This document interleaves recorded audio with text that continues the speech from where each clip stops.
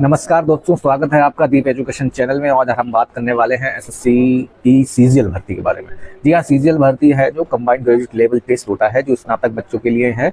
ये वैकेंसी जो graduation level पे खोली गई है, तो इसमें 14,500 से अधिक भर्ती है। और ये सिर्फ वही लोग इसमें आवेदन कर सकते हैं जो जिन्होंने ग्रेजुएशन अपना पूरा कर लिया है। तो एसएससी सीजीएल में काफ़ी पोस्टें हैं, जो ऑफिसर से लेके अकाउंटेंट से लेके अच्छी पोस्टों के लिए जो बच्चे तैयारी कर रहे हैं, यूपीएससी की भी तैयारी कर रहे हैं, तो वो अपना सीजीएल में काफ़ी बच्चे ट्राई करते हैं। ये एसएससी के थ्रू आती है।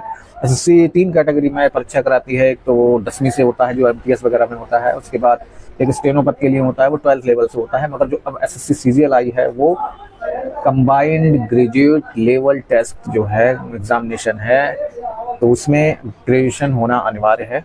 तो और कुछ पोस्टें ऐसी हैं जिसमें ग्रेजुएशन के साथ कुछ सब्जेक्ट है, वो उसमें आपको ग्रेजुएशन होना चाहिए।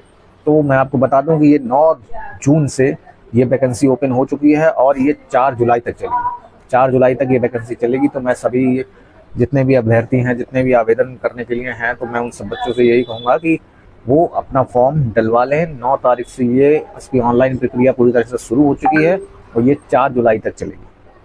तो एसएससी सीजीएल की हम लोग बात कर रहे हैं, तो हम आपको इसके जियो की तरफ ले चलते हैं और आपको बताते हैं कि इसमें क्या क्या है, इस बार गवर्नमेंट ने क्या किया है। एसएससी के तहत जो जियो आया है, इस जियो में क्या कुछ परिवर्तन है या कुछ नहीं है, क्या इन्होंने एलिजिबिलिटी रखी है, क्या फीस रखी है और किस तरह से ये ऑनलाइन प्रक्रिया होगी। इन सब की जानकारी के लिए हम आपको ले चलते हैं इनके जियो पर। तो चलिए इनके जियो पे चलते हैं और देखते हैं कि एसएससी सीजीएल ने क्या निकाला है इस बार, जादू का पिटारा। तो आप ये देख रहे हैं, ये नोटिफिकेशन एसएससी की तरफ से आया हुआ है एसएससी सीजीएल एग्जामिनेशन के लिए।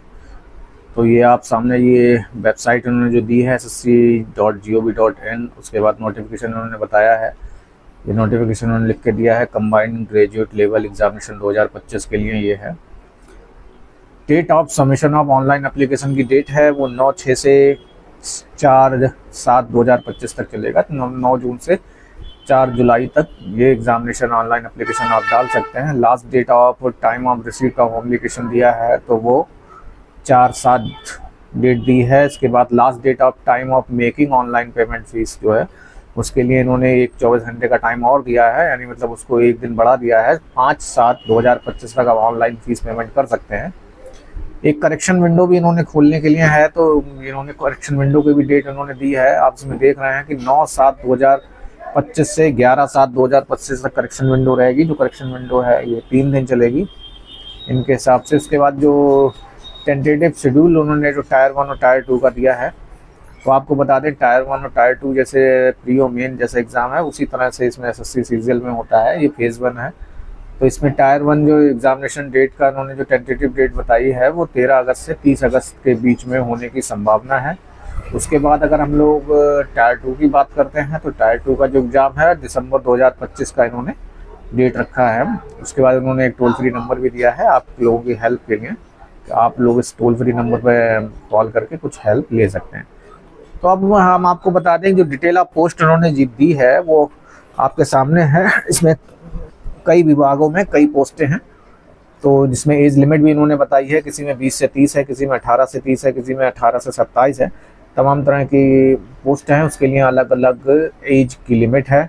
तो ये कई विभाग हैं जिनको आप देख सकते हैं। ये सारी विभागों की ही है जानकारी इसमें। हम नीचे की तरफ चलते हैं, तो ये सारे विभाग इन्होंने दिए हैं। ऑडिटर के लिए ऑफिसर अंडर सी एंड एजी के 18 से 27 इन्होंने ये एज रखा है। ये ग्रुप सी का है।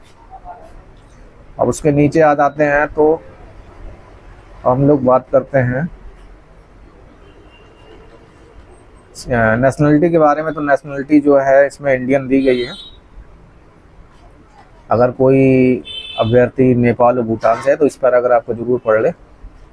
आप देखिए एज लिमिट का इन्होंने जो कॉलम खोला है, 5 नंबर कॉलम में एज लिमिट खोला है इन्होंने कि जिन पोस्टों में जो 18 से 27 एज दिखाई है, वो उसका जो डेट ऑफ बर्थ है वो 18/2/1998 और 1/8/2007 के बीच में होना चाहिए। मतलब उसका बर्थ जो डेट ऑफ बर्थ है वो 2/8/1998 के पहले का नहीं होना चाहिए, उसके बाद का होना चाहिए। इसी तरह से 20 से 30 साल वालों के लिए जो पोस्ट हैं उसके लिए उसमें भी 2/8/1995, मतलब उसका जो बर्थ ऑफ डेट है तो वो उससे पहले का नहीं होना चाहिए, उसके बाद का होना चाहिए।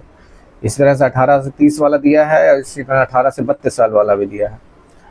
और छूट की बात करते हैं तो SC/ST के लिए ये 5 साल का इन्होंने छूट दिया है, OBC के लिए 3 साल का दिया है, और जो PWD हैं, जो दिव्यांग हैं, उनके लिए 10 साल का इन्होंने छूट दे रखा है।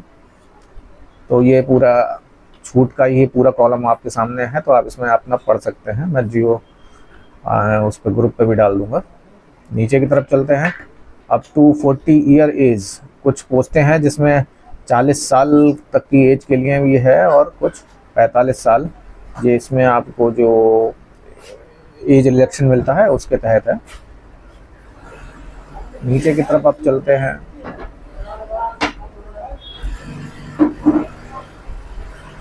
अब बता दें 113 पेज का ये जियो है इनका, इसमें बहुत कुछ दिया है, आराम से आप लोग पढ़ लीजिएगा, मैं ग्रुप पे डाल दूंगा।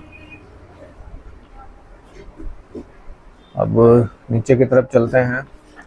अच्छा, ये देख लीजिए, कॉलम नंबर 8 दिया है, जैसे एसेंशियल क्वालिफिकेशन जिन्होंने बताई है 1/8/2025, जो क्वालिफिकेशन है वो 1/8/2025 तक पूर्ण हो चुकी हो, वही ये लोग मानेंगे। जैसे इन्होंने पहला कॉलम दिया है जूनियर स्टैटिस्टिकल ऑफिसर के लिए, तो इन्होंने जो जूनियर स्टैटिस्टिकल ऑफिसर के लिए मांगा है bachelor degree in any subject from a recognised university और institute with at least 60% marks in mathematics at 12th standard, मतलब यानी 12वीं में आपके 60% मार्क्स होना जरूरी है, और इसके साथ आपको स्नातक।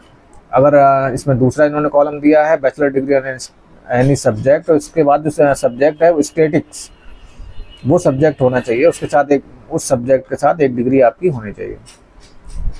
इसी तरह से अदर पोस्ट के लिए इन्होंने जो लिखा है कि बैचलर डिग्री ऑफ किसी भी यूनिवर्सिटी से स्नातक होना अनिवार्य है। तो स्नातक जो स्नातक का जो उन्होंने बताया है वो 1/8/2025 तक आपका क्वालिफिकेशन है वो कंप्लीट हो चुका हो, इस बात का कैंडिडेट को ध्यान रखना है। ये ग्रेजुएशन लेवल की भर्ती है, तो बिना ग्रेजुएशन के आप इस भर्ती के लिए अप्लाई नहीं कर सकते हैं। ये भर्ती 9 जून से शुरू हो चुकी है, इसके लिए ऑनलाइन एप्लीकेशन 9 जून से शुरू हो चुका है। नीचे की बात करते हैं तो ये पूरा ऑनलाइन प्रोसेस उन्होंने बताया है, इसमें किस तरह से ऑनलाइन प्रोसेस करना है। फीस की बात करते हैं तो करेक्शन के लिए इन्होंने जो फीस आपको बताई थी, मैंने बताया ना, करेक्शन के लिए जो फीस है वो 200 रुपये उन्होंने रखा है एक करेक्शन के लिए, उसके बाद रिसबमिट के लिए 500 रुपये रखा है। ये करेक्शन की फीस थी।